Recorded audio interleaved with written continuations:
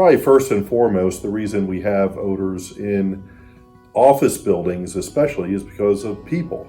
Hello, I'm Dean Klopp. I'm the owner and founder of Proac Corporation.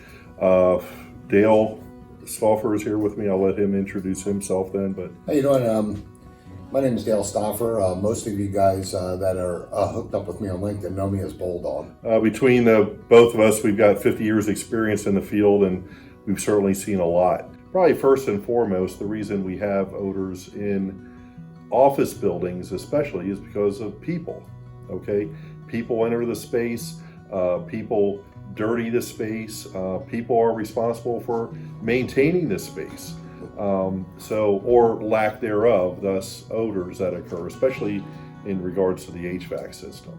So, we see it quite often where people are given a certain amount of tasks, and, we see it here in our own office. We forget to change a filter. We forget to order the filter, and we have different sizes. So do we have the right size filter?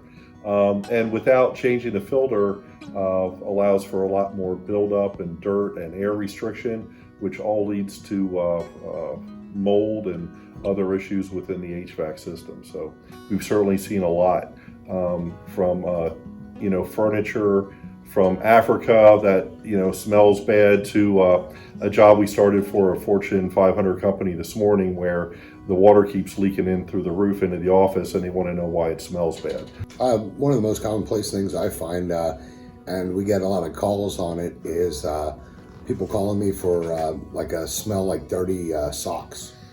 And of course they call a lot of places. They don't know where the smell's coming from, but it's something that actually grows from biofilm on a coil. And in between the heat and chill and cooling times, when it first starts off, it causes a smell of socks, and pretty much it's a coil cleaning issue. But it actually goes a little bit further, because once you start getting biofilm, fungal, bacterial growth on a coil, of course the next place it goes is to the supply side, and as moisture, dirt, debris build up, it causes mold, microbial, fungal to grow on the insulation, which is being used as sound attenuation on the supply side. Once that growth happens, now it starts growing on the blower, which is pushing the air down the supply side. So it's a complete chain reaction. And then, of course, you always have those instances where a critter gets involved, right? Yeah. Those are always fun. And the thing with critter smells is that they usually don't last too long, but they're horrible at its peak. We've seen things, we don't need to talk about which rodents we've seen inside, or bats or bat colonies or excrement from these critters. Really actually can be toxic and harmful. Oh yeah. It's not just an odor issue. I remember being in a school rushing to get in there the weekend before the school opened to remove about 6 inches of bat guana and pigeon droppings in an outside air intake. These things really need to be inspected on a regular basis. It's the lungs of the building, just like we get checkups every year and go to the doctor and whatnot. We really ought to be inspecting our building health as well.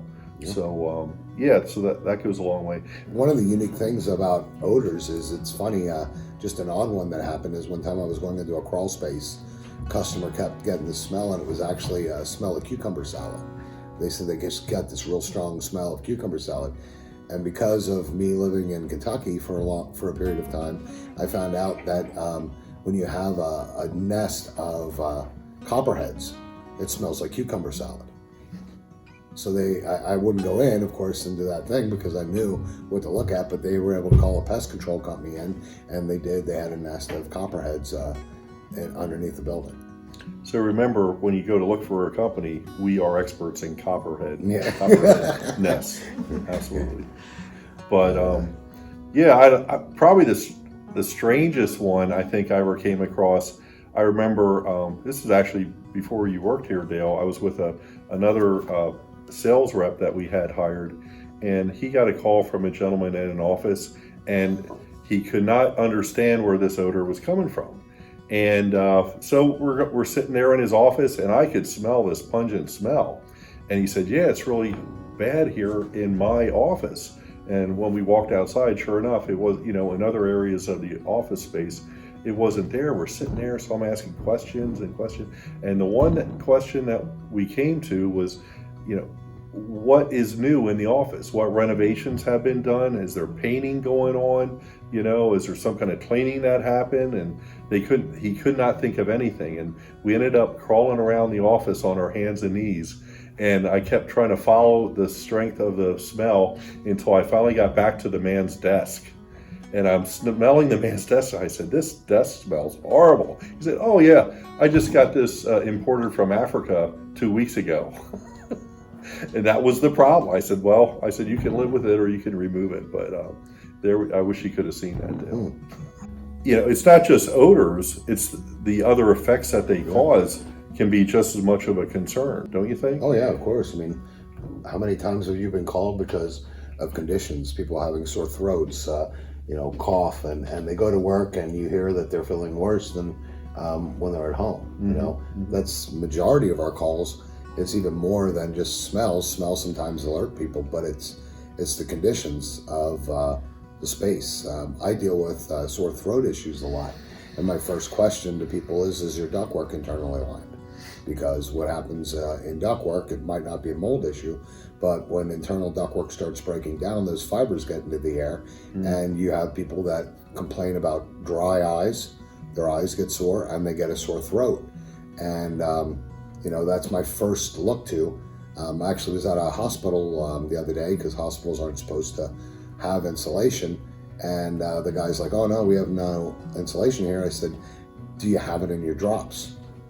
Because if it's in your drops, then that's where this is happening." And we went to coming off the roof. Yeah. We went to a diffuser, and here a piece of insulation was broke down, and all 26 air handler units that they have that were put in at the exact same time. We did 4 of them, and all 4 of that insulation, some of it had microbial growth on it, and others just had breakdown. And that was the problem, is people were dealing with sore throats and dry eyes. Yep. So the internal insulation breaks down over time, or if there's been some water intrusion or something can happen to decay that insulation. But even in just metal ducts, if there's been a renovation that goes on, how many times do we go in, Dale, and we see drywall dust laying in the duct? And people are sneezing from that, and they haven't had the system cleaned since construction or their renovation. Yeah, because a lot of the new construction, they don't do ductwork cleaning on. Right. And remember that job over at that one medical center we got called into, what was about 10 years ago, that during the drywall, the people were hot, so they turned on the air conditioning while they were sanding down the drywall, and all the dust and fibers blew through the return system and got through the whole system. So we ended up having to do a ductwork cleaning to remove that issue, and that happens all the time. Right. So I know one of the reasons Dean called us Proac was because we wanted to be proactive building maintenance. And what we've found over the years is majority of buildings work off of reactive maintenance, and it's much more costly to the building, to the customer, to the employees when you look at things reactively versus proactively. I'm thinking, what can people do until we get out on site? And so many times, though, we see that the customer, the occupant, or maybe the office manager or owner, they're thinking of just masking what's going on, right? Or Have you ever seen these? overkill. Have you ever seen these deodorizers in the ductwork? They put these, they look like Renews It, air fresheners in there, and they're just adding another pollutant. Yeah. And they wonder why people's eyes keep watering and they keep sneezing and whatnot. They're just masking the odor. I've seen actual buckets, actual tubs of things that they open up in a larger system and they put it in the return side. Have you ever seen that? Yeah. And that's their solution until someone else can fix the problem or figure out what it is. But probably the school yesterday, or not yesterday, it was like 2 or 3 days ago, where they thought they saw a hair of mold in a spot, and all of a sudden they were going to go and do bug bomb or mold bombs and all this stuff. And every one of these people, complained that they're very highly sensitive to chemicals, right? But some people go from doing very little to all of a sudden you go to the extremes This is why you should call a company like ours to come in and get us to do a survey, to do the consulting. Because what we like to do is we like to find the problem. So we'll come out, do a consultation survey. We'll ask the questions. We like to talk to the people that are having the problem, so we can actually sit down and find a solution for you. Because sometimes it's actually, sometimes it's very little, and sometimes, of course, it can be very large.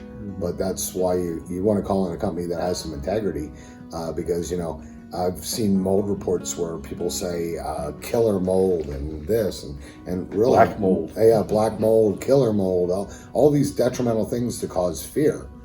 But one of the big things is everybody reacts to stuff different. I can walk into a room and not have any reaction to something where you could walk in and completely feel deathly sick.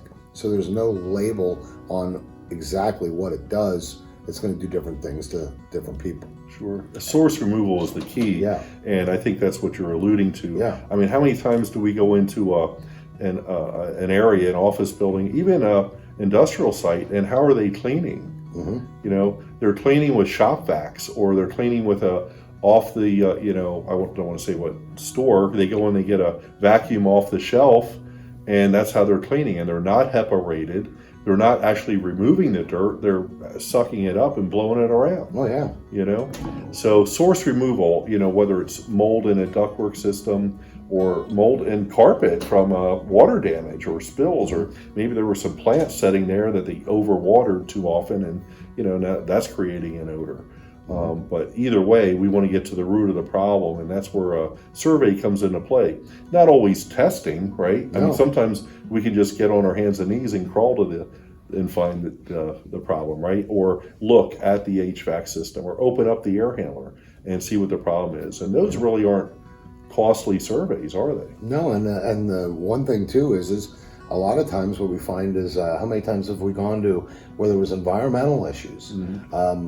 Somebody had a manufacturing plant or an office space, they didn't have any problems. All of a sudden they have a manufacturing plant that now is blowing a lot of dust, dirt, and debris or something like that. And their original air handling unit system filtration was running on a lower MERV rating than now they need, because there's additional problems coming from the area. So, there's multiple aspects in calling in someone like ourselves, because we're not just going to look at one thing. We're looking at the total, the environment of the air, the envelope of the building. We're looking at many different things to try and find what the problems are. More than anything, we just recommend that proactive maintenance, that routine yearly inspection and cleaning of the air handler goes a long way for prevention.